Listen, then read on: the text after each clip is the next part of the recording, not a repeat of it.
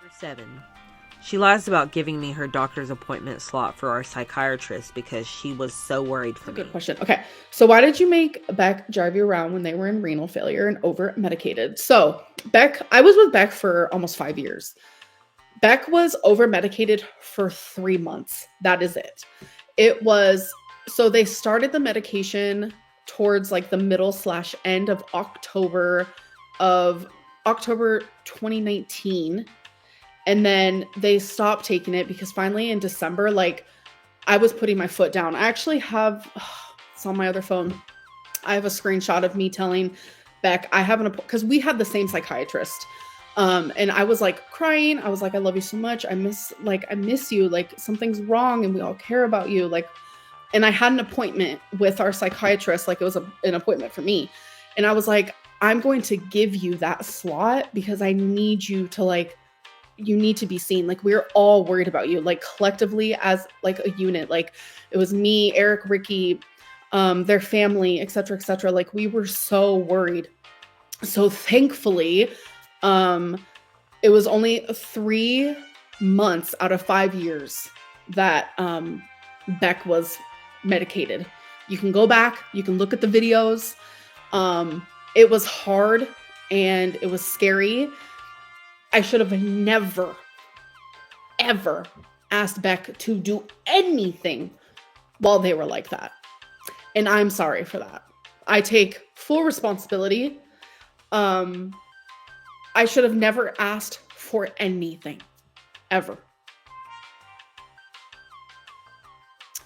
The renal failure was very, very thankfully short-lived because they were on metformin, which is a diabetic medicine. And as soon as like they started taking it, and I think it was like 2 weeks in, they had to get blood work again. And that's when they saw it. And so like immediately they were like, you can't take this anymore. So it was very quick, thankfully, because that was also very, very worrisome. And in those like sections of time, I should have never, ever asked for anything. And I can say that hands down that I'm sorry. And I take a full accountability for that. Should have never done that. On top of being financially controlled, I mentally wasn't in a healthy state of mind for most of our relationship. I was struggling with years of depression, and then when I finally tried to get help, the psychiatrist I was seeing misdiagnosed me and over-medicated me. I was on multiple medications, maybe 4 to 6 at one time. Mood stabilizers, anxiety meds, the combination and switching of medications had me completely out of it. I was bad before, but this was different. I was experiencing a lot of negative side effects, and Amber tried to minimize this by saying it was only 3 months. I don't know exactly when I started taking the medicine, but it was the longer part of 2019, I believe. She also tries to minimize the effects of my kidneys. These two things overlapped, but both had long-lasting effects. The doctors eventually wanted to do blood work because they were considering putting me on lithium, and that's when they found out that I was going into kidney failure. After more testing, they found it was the metformin causing it, and I was able to recover, but it wasn't quickly. Number 8. Amber dances around implying that I pressured her for sex by asking her to be in a relationship. You have no idea how nauseated Number 8. Amber dances around implying that I pressured her for sex by asking her to be in a relationship. You have no idea how nauseated I felt hearing that. So, I guess Beck said how they were never actually in love with me and they never actually loved me. So it was April. Beck first met was April 10th or 9th or something like that. So it was the second time I ever met Beck in person, and they were staying the night with me, and we were making out on my bed, and they were trying to go further than that. And I literally told them right then and there, I had to be like nice about it. I was like, I can't do this unless like I'm actually in a relationship with someone. That's just like how it's always been for me. Like when it comes to physical in-person intimacy, I don't know what it is. That's just how it's always been. Obviously not when I was in high school.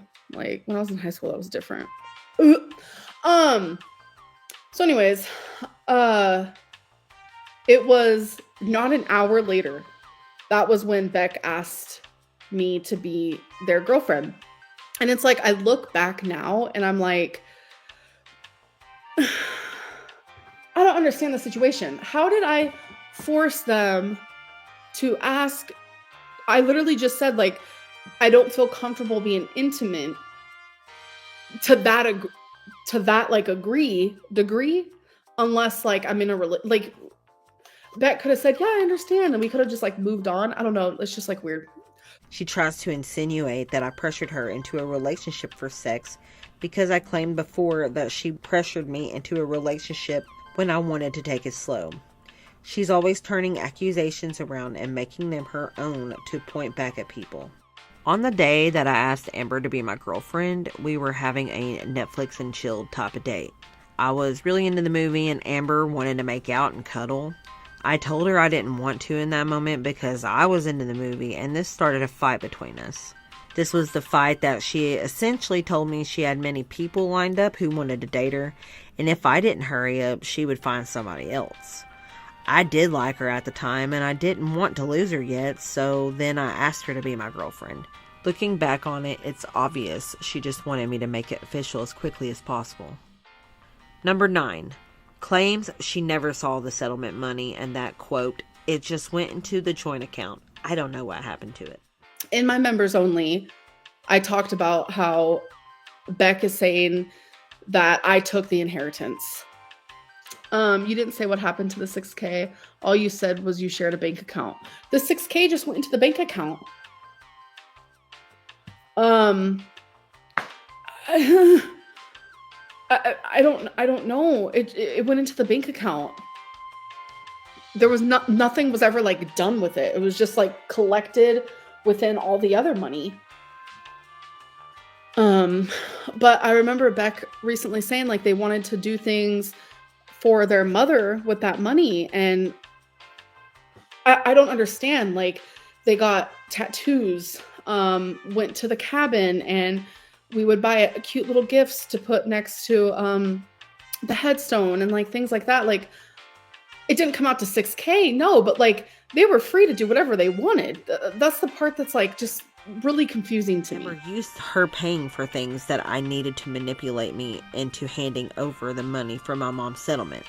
She says otherwise, but it was not left in the joint account. Number 10.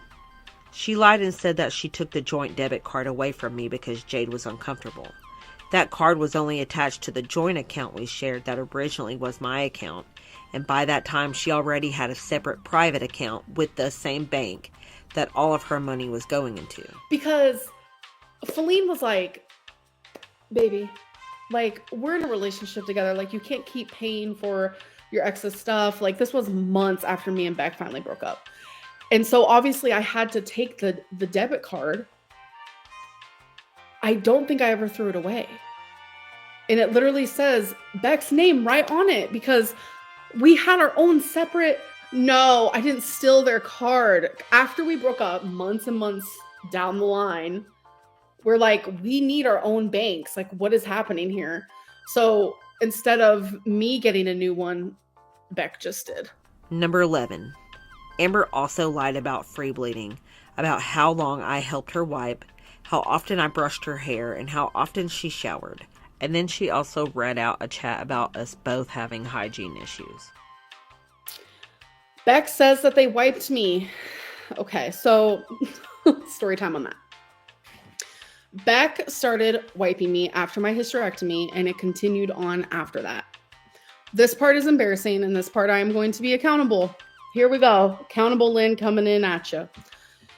So, my hysterectomy. Okay, so wiping. Okay, I'm so embarrassed. Holy fuck. Wiping for me has always been extremely hard as a bigger girl, obviously.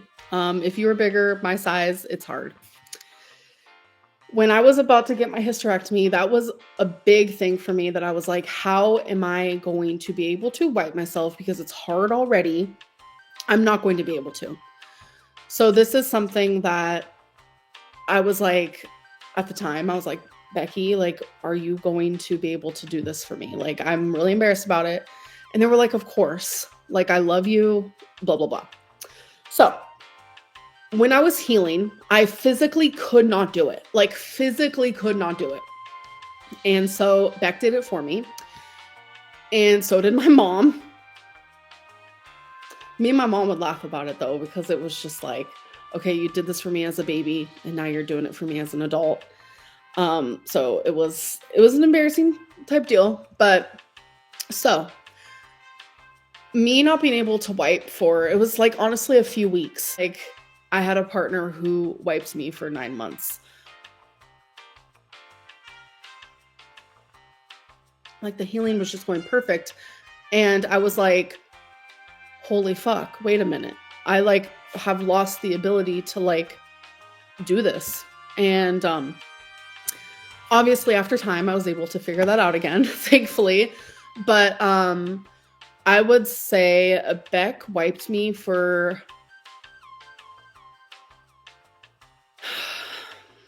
I would say a good 9 months. And I want to make it very, very clear that that is the only thing they helped me with. Like, back in 2019, they got me a bucket with some water twice to like help wash myself, because that was during a hard time as well. But never ever once did I have them bathe me, shower me. That never happened. Beck wiped and bathed you for 4 years. Of course, you became a burden. Ashley, that is not true.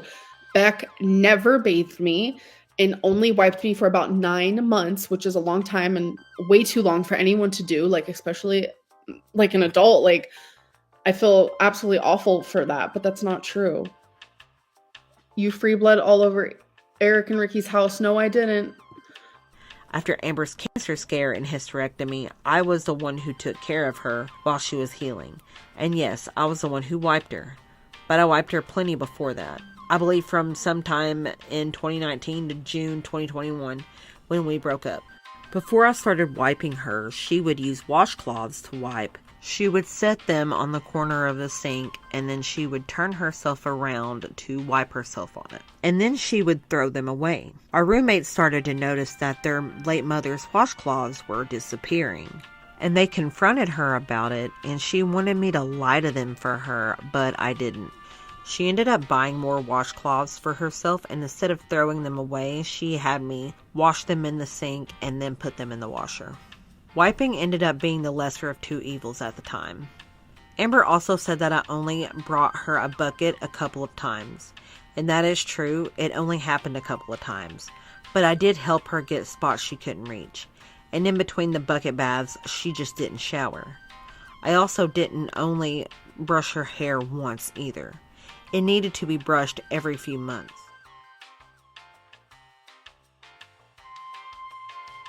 This changes people. It can turn you into someone completely unrecognizable.